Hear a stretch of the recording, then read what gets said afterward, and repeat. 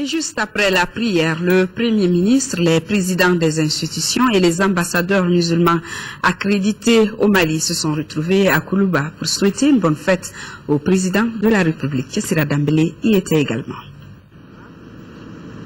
Rituel de fête à Koulouba, c'est d'abord le Premier ministre qui a été le premier à présenter ses vœux au chef de l'État. Fête de Tabaski oblige Oumar Tatamli à exprimer ses vœux de bonne fête, de paix et de prospérité au président et au Mali. Ensuite, ce fut le tour des présidents des institutions de la République au complet de venir jouer leur part dans ce rituel au cours duquel on se souhaite le meilleur. Enfin, ce fut le tour des ambassadeurs des pays musulmans accrédités au Mali de venir exprimer leurs vœux de bonheur, de santé, de prospérité et de paix pour le Mali. Je prie Allah pour que le Mali, sous votre courageuse direction, sage et déterminé, puisse restaurer totalement l'unité du pays, restaurer la paix totale sur la terre du Mali, unie et intégrée et intégrable. Qu'Allah puisse conduire vos pas, éclaire votre chemin pour diriger ce pays, le bateau Mali, vers les bons ports et surtout réaliser les ambitions de la population malienne. En réponse, le président Ibrahim Boubacar Keïta a remercié ses frères et hôtes pour l'accompagnement qui a permis au Mali d'entamer une sortie de crise. L'année 2013-2014 soit une année de paix dans chacun de nos pays, une année de prospérité, une année de grande fraternité et une année où la Oumma islamique va encore faire preuve d'une plus grande solidarité interne pour la solution de nos problèmes à l'intérieur de la Oumma. Je le dis sincèrement, je pense que la Oumma est une force réelle. Et si elle s'implique sincèrement, sérieusement, pour la solution d'un problème, il y a de très grandes chances que ce problème soit résolu. Et sa force est réelle. Croyons en nous-mêmes, croyons en notre force, et surtout sous la bannière d'Allah subhanahu wa ta'ala. Mon émotion est réelle, mais ma volonté de faire de ce pays un pays de dignité retrouvée, de souveraineté rétablie, est inébranlable. Inébranlable. Inébranlable. Et grâce à la solidarité de vos pays, à l'effort interne, qui sera de la fête parce que la lutte contre la corruption sera sans merci. Il n'est pas normal que les frères nous aident, que le monde entier nous aide et que cela soit dilapidé par des comportements inadmissibles. Inadmissibles. Et là-dessus, je ne serai pas caché. Il n'y a aucun état d'âme par rapport à cela. Aucun état d'âme. Aucun état d'âme. Parce que je n'ai pas le droit. Le président de la République a évoqué également la Palestine martyre, aujourd'hui au cœur de tout croyant, et pour qui on n'en fera jamais assez. Une façon et une occasion aussi pour remercier le Tout-Puissant pour ses bienfaits dont il ne cesse de nous combler. C'était donc là les présentations de vœux au président de la République. Le Sambé-Sambé, c'est aussi un exercice prisé par les enfants. Ces derniers parcourent souvent plusieurs quartiers avec tous les dangers du monde, les tout petits et la fête. C'est un reportage de Mohamed Ould Mamouni. Jour de fête à Bamako. Tabaski ou l'Eid el-Kébir, cette fête est profondément ancrée dans la tradition musulmane. Après l'accomplissement de la prière de l'Aïd, l'un des exercices favoris du jour reste le Sambé-Sambé. Il consiste à aller saluer ses voisins, ses parents et ses amis pour leur souhaiter bonne fête. C'est la Sunna, c'est la traduction du prophète Mohammed sallallahu alayhi wa sallam qui nous a conseillé d'aller rendre visite nos parents, nos proches, nos amis et le vieux. Et pour les enfants, cette pratique n'est pas prise à la légère. Ils sont visibles dans presque toutes les rues, chacun sur son 31. Ces enfants passent de famille en famille. Amen.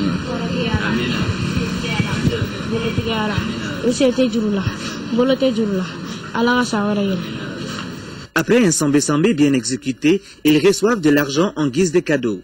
La pratique consiste à consolider les liens sociaux. Comme coutume, chaque année, les chefs de famille, les enfants, tout le monde vient faire des salutations. Ouais. Ça, je suis très content quand je vois les enfants.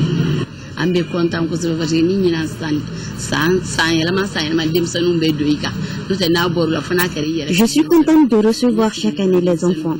En les recevant bien, ils reviennent toujours. Oui, une journée de solidarité et de communion, mais c'est aussi une journée de tous les dangers pour les enfants. Des tout petits sans surveillance qui se perdent, mais surtout qui traversent les routes sans trop faire attention. Et au niveau de certains carrefours de la capitale, comme ici à Bankoni, des agents de la circulation veillent au grain. Je suis là depuis 6h30. Les jours de fête ont leur particularité.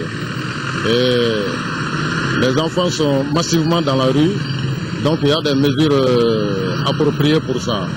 Nous sommes là, nous les suivons dans la traversée des routes. À mon niveau, il n'y a pas eu d'incident. Un constat après une mi-journée de tournage, nous n'avons pas vu beaucoup d'enfants dans la rue cette année, contrairement aux autres années. Mais en attendant...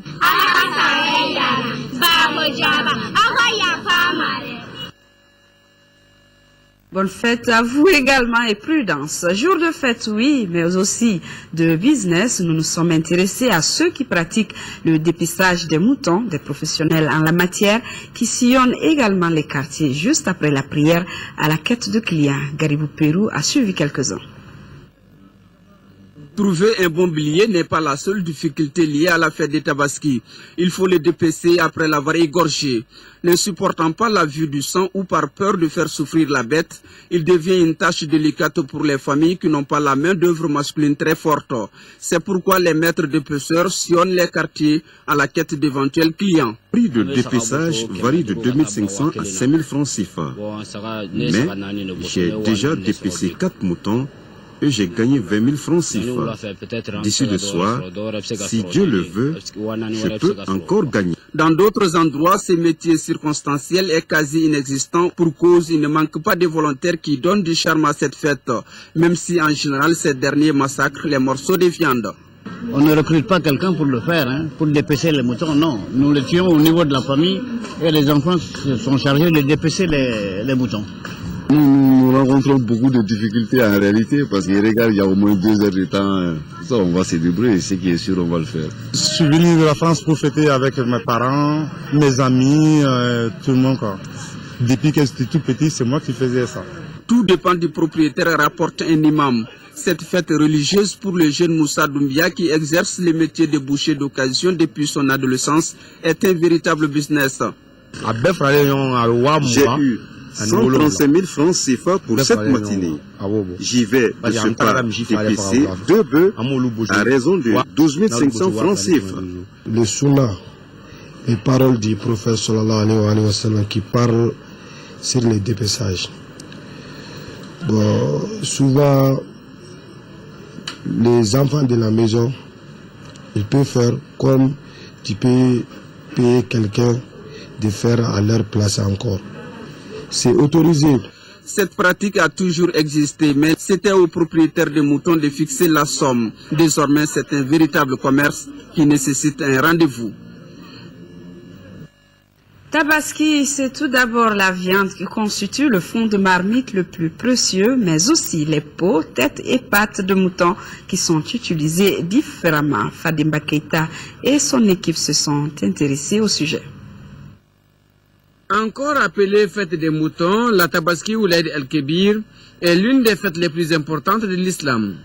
Elle se caractérise par l'immolation du mouton dont la chair doit être partagée en 3 tas selon les principes de la religion. Un tas pour la famille, un autre pour les voisins et les amis, et le 3e pour les plus démunis. Il reste à savoir ce qu'on doit faire de la tête, de la peau et des pattes de l'animal. En commençant par la peau, nos parents vraiment après le sacrifice, transformer ça en pot de pierre. Et maintenant, les mosquées lancent des appels pratiquement partout quand on finit de ramener les pots au niveau de la mosquée. Donc là-bas, ils organisent ça. Après, ils vendent pour mettre l'argent au compte de la mosquée. La tête et les pattes, vraiment, on consomme ça. Les enfants bientôt vont commencer à préparer ça et on les utilise pour le petit déjeuner en général. Ce jour solennel est surtout florissant pour certains bouchers qui dépècent un mouton moyennant. Je dépèce sur place un moyennant 1500 francs CFA et la peau de l'animal. Le travail coûte 5000 francs CFA s'il s'agit de rallier le domicile du client. Ces deux tarifs sont indiscutables. Il en est de même que pour ceux qui collectent les peaux et les revendent. Dans mon sac, j'ai des peaux collectées que je revends. Une peau varie entre 1000 et 1250. J'ai trie ces peaux car il y en a dedans qui sont trouées. J'ai choisi celles qui sont en bon état. Pourtant, selon les principes sacro-saints de l'islam, aucune partie de cet animal égorgé pour commémorer le sacrifice d'Abraham ne doit être vendue. En tout cas, la tête et les pattes accompagnées de beignets au petit déjeuner, c'est quand même succulent. Les jours de fête sont généralement fériés pour la plupart, mais ils sont aussi nombreux. Ceux qui les passent au travail, ce sont des agents qui disent accomplir leur devoir avec fierté. Le sujet a intéressé Alpha Mega et son équipe. Son reportage.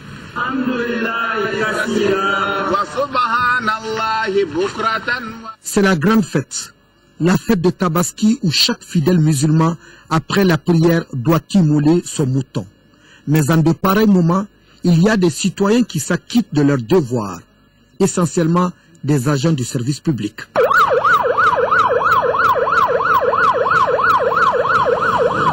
Si Papa 40 à l'appareil, avec un cadavre au niveau de CS Barodjourouni. La fête, mais nous préparons, il faut informer également, nous sommes en train de préparer le journal. Parmi les hommes et les femmes qui travaillent pendant la fête, il y a ceux qui ont la mission de veiller sur la sécurité de tout un chacun. Notre travail, c'est la circulation routière, rendre la circulation routière fluide sur tout l'étendue du district de Bamako. Compte tenu de la fête de Tabaski, nous avons mis sur place un dispositif spécial de fluidité pour rendre la circulation fluide davantage. Nous avons eu à renforcer tous les carrefours de désignation existants, donc avec des éléments. Nous avons renforcé aussi tous les axes secondaires pouvant faire l'objet d'embouteillage avec des policiers, donc pour faciliter non seulement le passage des enfants, mais des personnes âgées. En ce même moment, le service d'accueil d'urgence de l'hôpital Gabriel Touré est à pied d'œuvre. Et déjà, les chiffres parlent. On a eu 52 accidents. Et sur les 52 accidents, 47 sont 15 ans et plus. Donc vous comprenez, vraiment, les jeunes à partir de 15 ans qui sont beaucoup plus concernés. Qu'ils soient de la santé, de la sécurité ou des médias, travailler pendant la fête est significatif. S'il y a devoir d'exercer le métier, il doit avoir exigence de soi. C'est-à-dire qu'il faut exiger à soi de pouvoir faire ce travail avec plaisir. Il faut que nous offrons à la population vraiment un service de qualité. Raison pour laquelle nous sommes obligés de travailler pendant les jours de la fête pour que les gens puissent vaquer librement à leurs occupations. La fête de Tabaski ou fête du mouton s'étend sur une durée de 3 jours. Bonne fête. 103 bœufs pour 56 millions de francs CFA et 650 moutons pour 30 millions de francs CFA. C'est l'aide faite par l'Agence des musulmans d'Afrique et l'ONG Al-Farouk aux populations démunies à l'occasion de cette fête et aussi à l'occasion du mois de la solidarité. Le compte rendu de Batraoré. Par cette donation, l'Agence des musulmans d'Afrique et l'ONG Al-Farouk Mali entendent soutenir les musulmans en situation difficile. L'objectif est de leur permettre de fêter la Tabaski dans les meilleures conditions, car il n'y a pas de place pour l'exclusion quand les musulmans se donnent la main. Mois d'octobre, fête de Tabaski, fête du mouton, fête du sacrifice, aussi fête du partage. est l'occasion que l'Agence des musulmans d'Afrique, notre structure, avec l'aide de ses partenaires financiers, a choisi pour mettre en partage entre les associations d'orphelins, de handicapés, de chefs de famille économiquement faibles. C'est pour venir à l'aide aux pauvres, pour les aider à leur fête de Tabaski, pour que les joies sera généralisées dans tous les pays, dans toute l'étendue du Mali. Pour le ministre délégué chargé des affaires religieuses et du culte, la fête de Tabaski et le mois de solidarité sont les meilleurs cadres d'expression de la solidarité islamique. Le fait qu'on soit dans le mois de la solidarité pour l'État malien, mais un jour de Tabaski pour le ministre délégué aux affaires religieuses que je suis, alors donc c'est tout un honneur de me retrouver ici et d'accompagner et de dire que l'islam est une chance pour nous. On est heureux que lorsqu'on fait des heureux. Et je crois que tant de familles auront aujourd'hui de la viande, tant de familles auront aujourd'hui à se régaler. Et donc nous disons merci à l'ONG Al-Farouk et leur dire que ce n'est que la perpétuation d'un principe de notre religion pour beaucoup plus d'entraide, beaucoup plus d'humanité. À la fin des différentes cérémonies, donataires et bénéficiaires ont fait des bénédictions pour la paix au Mali. Nos excuses pour ce petit problème avec ce reportage et l'association d'aide et de solidarité turque qui vole au secours des démunis pour la 9e fois consécutive. Elle a procédé ce matin au collège Horizon à l'abattage de 1000 bœufs. La cérémonie a regroupé autour des donateurs 4 membres du gouvernement. Guy Boukoulibali. Par cet abattage de bœufs, l'association d'aide de solidarité turque vient une fois de plus exprimer sa solidarité envers le peuple malien. Et cette viande, on va distribuer ça dans toutes les familles. 33 000 familles, 1000 bêtes. Et ça, c'est grâce aux récoltes donc des Turcs musulmans. Mais le vrai geste, c'est d'être avec le peuple malien, ensemble, et partager cette fête-là. La fête de Tabaski est une occasion pour nous aussi, pour partager ces sentiments avec nos frères maliens. Un geste humanitaire fortement apprécié par les autorités maliennes. Rien d'autre ne pourrait nous donner de telles opportunités plus que l'islam. Accepter de quitter sa famille pour venir procéder à des actions, à des actes de générosité envers d'autres populations. Je crois que seule la foi et la foi en l'homme, parce que c'est là aussi l'un des fondements de notre religion, la foi en l'homme au-delà de sa foi religieuse, même musulmane.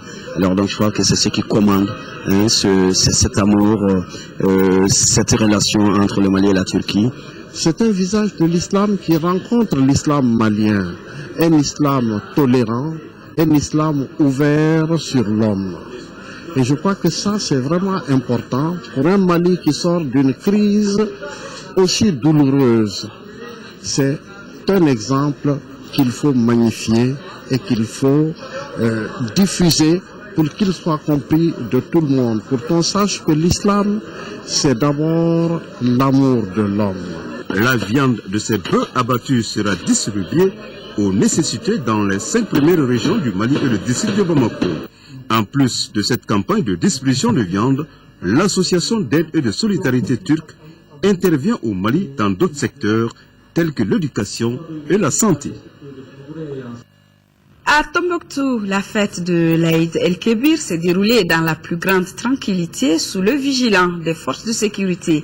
Les fidèles sortis massivement ont accompli leur devoir religieux dans la joie et la solidarité comparativement à l'année dernière. L'imam de la mosquée de Djingariber a invité les musulmans à plus d'union et d'entente. Yaya Kandina.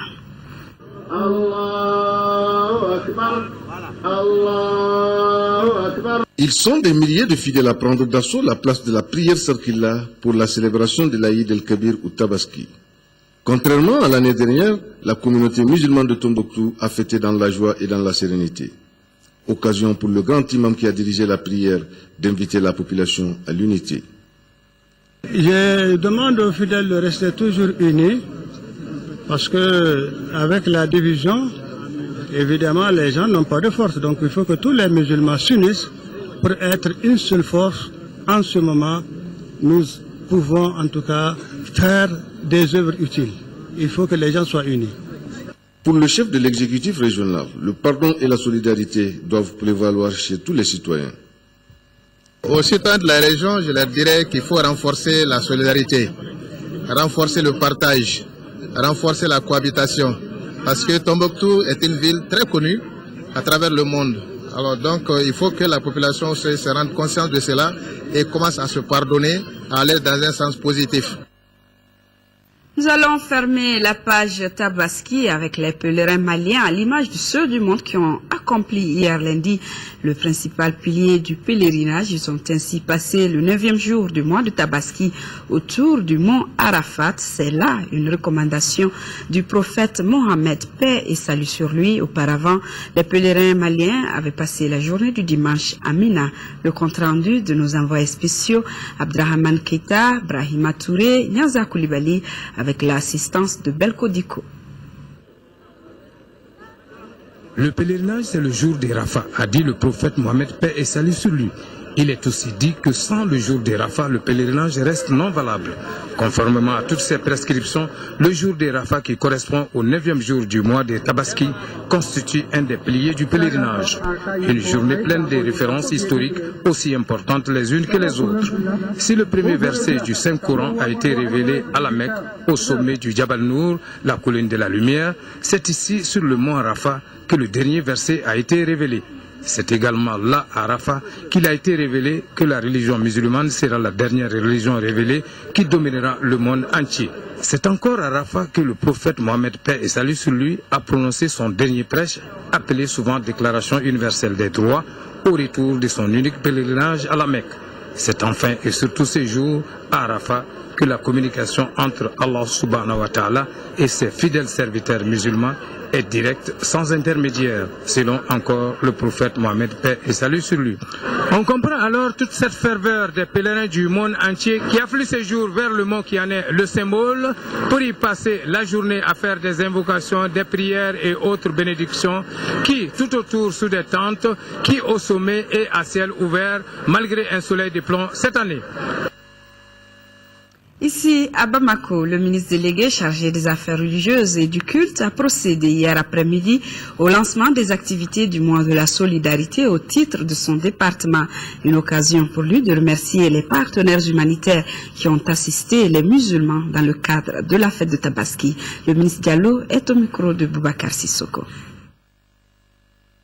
Le chef de l'État et le chef du gouvernement ont demandé à ce que chaque département fasse son mieux pour que ce mois réussisse. Alors donc, le département des affaires religieuses au regard de son contenu, les religions, alors, et qui ont comme élément de fondement la justice sociale, la recherche de l'équité, alors donc fait que nous nous sommes dit il serait nécessaire que nous posions des actes avec des partenaires. Et là, je crois que les partenaires, nous les avons eus de tous bords, qui nous ont permis, n'est-ce pas, d'avoir un certain nombre de biens, notamment de bœufs.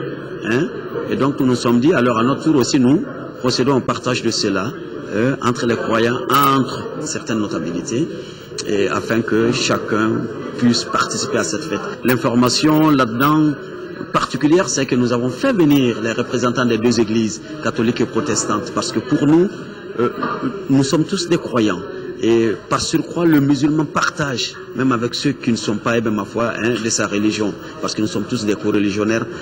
Et surtout, la symbolique de la fête de Tabaski, c'est le sacrifice du fils d'Abraham. Et Abraham, c'est le père spirituel des religions monothéistes. Alors donc, nous nous retrouvons et donc la symbolique, c'est cela, pour maintenir cette flamme de solidarité. Le ministre de la Sécurité et son collègue des Affaires sociales étaient sur les lieux du naufrage de la Pinasse en 5e région. Celui des Affaires sociales a manifesté l'élan de solidarité du gouvernement à travers une remise d'un important lot de vivres aux rescapés du naufrage. Envoyé spéciaux à Mopti, Alpha Mega, Haruna Diara. Voici tout ce qui reste après le drame fluvial du vendredi dernier. C'était dans les eaux du fleuve Niger, dans la commune de Konna. Le gouvernement, au nom de toute la nation malienne, a manifesté sa solidarité en dépêchant 2 ministres sur les lieux en vue d'échanger avec les rescapés. Un nombre important souhaiterait retourner chez lui dès aujourd'hui. Et il y aura un financement, bien entendu, du voyage de ceux qui restent maintenant et de ceux qui partent immédiatement. Il était question de savoir ce qui s'est réellement passé. La pinasse était surchargée de la vie des uns et des autres. Cependant, elle a franchi 3 postes de contrôle des agents de sécurité au niveau fluvial avant de se retrouver sous les eaux. C'est vrai. Il a dit tout à l'heure qu'il y a des défaillances. C'est vrai. Mais est-ce que le poste de contrôle qui était là était destiné uniquement à ça? Ou bien c'était pour autre chose? Mais dans tous les cas, il faut avoir le courage de le dire que cela ne devrait pas arriver. On nous dit qu'il y avait 250 passagers à bord, il y avait plus de 400, on vient de le dire. Donc des gens sont rentrés clandestinement, personne ne sait le nombre. Donc ça veut dire quelque part que c'est réel. S'il établit quelqu'un devait faire quelque chose, il ne l'a pas fait, mais on ne va pas le laisser. Cette pinasse qui s'est brisée en deux révèle aujourd'hui l'absence totale d'une réglementation sur le transport fluvial à Mopti. Et sur le sujet, le ministre est ferme. On ne peut plus aujourd'hui permettre aux gens qui sont nommés à des postes, qui doivent faire leur travail, de ne pas le faire. Et tout ne peut pas venir des ministres. Je dis, ça suffit. Il faut que les gens changent de comportement. Et ça va changer. En attendant les recherches de la pinasse et des corps des victimes continuent, un bilan provisoire datant du lundi 14 octobre 2013 fait état de 50 corps retrouvés sans vie. Et justement, sur le sujet, nous avons reçu la déclaration du mouvement pour un destin commun et celle du collectif des ressortissants du Nord Corène suite à l'accident fluvial intervenu dans la nuit du vendredi 11 octobre près de Konna, dans la région de Mopti. Le Corène et le MODEC présentent leurs condoléances les plus attristées aux familles des disparus et demandent au gouvernement de prendre toutes les dispositions pour réglementer le transport en général et celui fluvial en particulier. Le Mali célèbre demain la Journée mondiale de l'alimentation. L'édition 2013 a pour thème des systèmes alimentaires durables au service de la sécurité alimentaire et de la nutrition. C'est un thème qui met en relief la nécessité de changement dans les systèmes agricoles et alimentaires en vue de mieux répondre aux préoccupations des populations. À cette occasion, le ministre délégué chargé de l'élevage, de la pêche et de la sécurité alimentaire s'adresse à la population malienne. Écoutez un extrait de son message au micro de Agibou Koulibaly. Nos systèmes alimentaires actuels, pour être durables, doivent être pensés et respecter l'environnement et au service de la sécurité alimentaire et de la nutrition de nos pays. La question centrale est donc comment assurer une alimentation durable à nos populations. Le gouvernement du Mali a pris en compte les enjeux de la sécurité alimentaire. Mon département expérimente les systèmes alimentaires durables depuis 2010.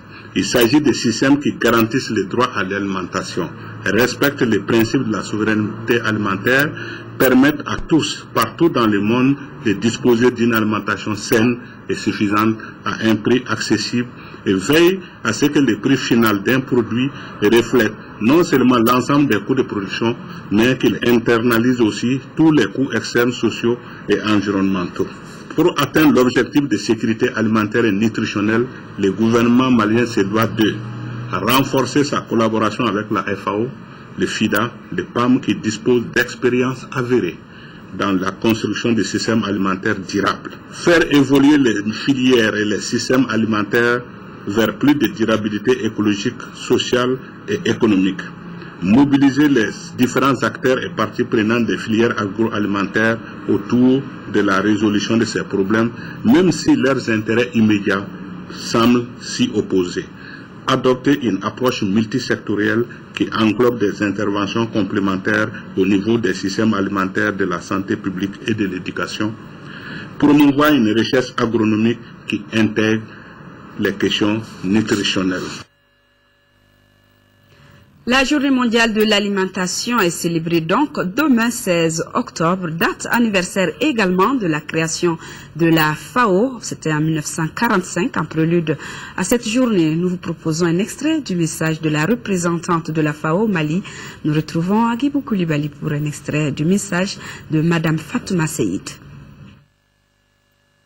La Journée mondiale de l'alimentation donne l'occasion aux personnes du monde entier qui interviennent dans un des multiples aspects du système alimentaire, de s'entretenir sur le rôle vital que joue la nourriture dans nos vies et de réfléchir sur comment améliorer les choses.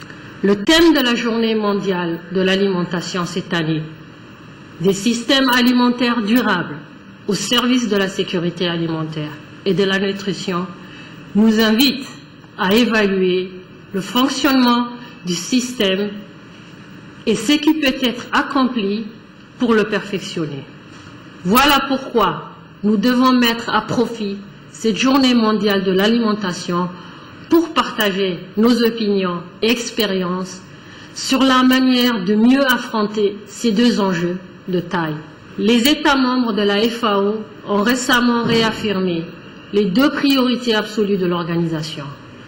Œuvrer pour l'éradication rapide de la faim et de la malnutrition et accélérer le passage à des systèmes de production vivrière et de consommation durable.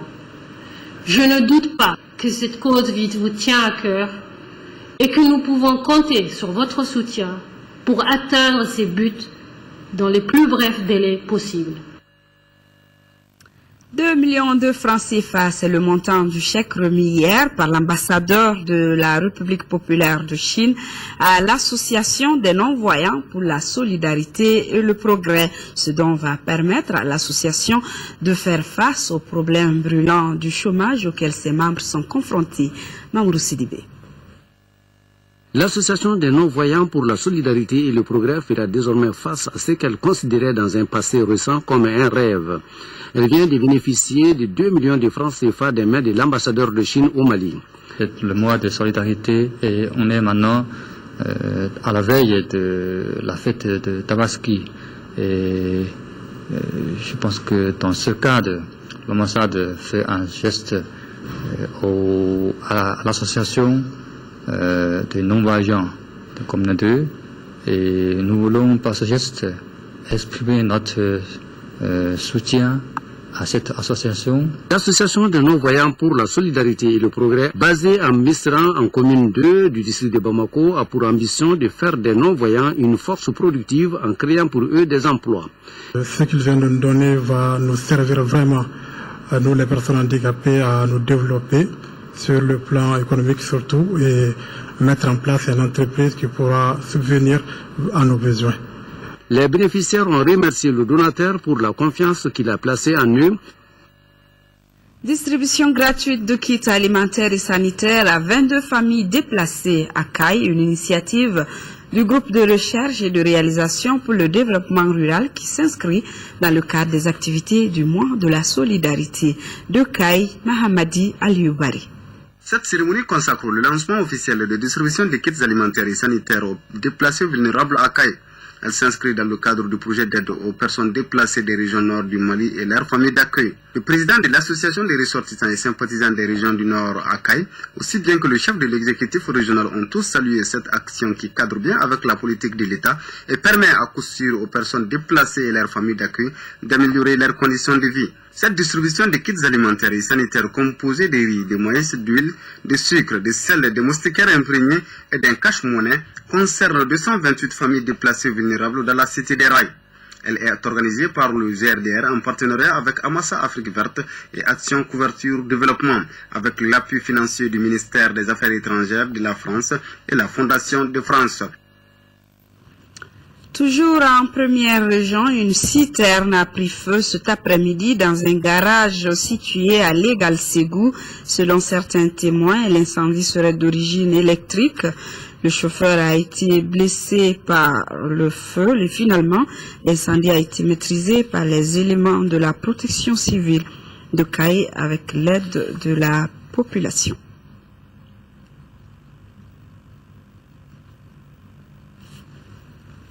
Fin des travaux des 5e assises yvelinoises de la coopération décentralisée. Ces assises ont regroupé près de 800 participants de divers horizons qui ont penché sur le rôle des collectivités locales dans la relance du développement économique et social. Le Mali invité d'honneur était représenté par une forte délégation conduite par 2 ministres. Le reportage de Makamfin Konati. Plus de 700 participants d'une dizaine de pays africains et européens échangent d'expériences, diagnostiquent des acquis et des insuffisances de l'existant. Les 5e assises yvelinoises de la coopération décentralisée ont tenu leurs promesses et surtout soulevé des interpellations. La question qui nous interpelle aujourd'hui est d'étudier le rôle que les différents acteurs locaux, notamment les collectivités territoriales maliennes et leurs partenaires des Yvelines, peuvent jouer dans la mise en œuvre de redressement économique et social. Les collectivités décentralisées ont conscience de leurs responsabilités. Elles savent désormais où trouver les ressources qui leur font défaut. Puisque la décentralisation est au cœur et que nous avions des problèmes de ressources, nous pensons donc que dans le cadre effectivement de la relance économique pour lequel le Mali s'est engagé, la ville de Bamako pourra sûrement avoir des ressources. Ces assises ont mis en lumière la coopération bilatérale entre les Yvelines et les collectivités maliennes. Elles ont favorisé la mutualisation des initiatives et des expériences, ce qui augure des perspectives meilleures pour les acteurs maliens. Toutes les associations maliennes qui sont en Yvelines, nous les formons pour qu'elles présentent des projets intéressants, nous les finançons. Donc je m'attends à ce que la réussite de ces assises amène une multiplication des projets que nous suivrons et que nous soutiendrons. Nous allons essayer de constituer un groupe permanent Yvelines-Mali, dans lequel tous les acteurs de coopération se retrouvent régulièrement pour dire où elles en sont. Le satisfecit global affiché quant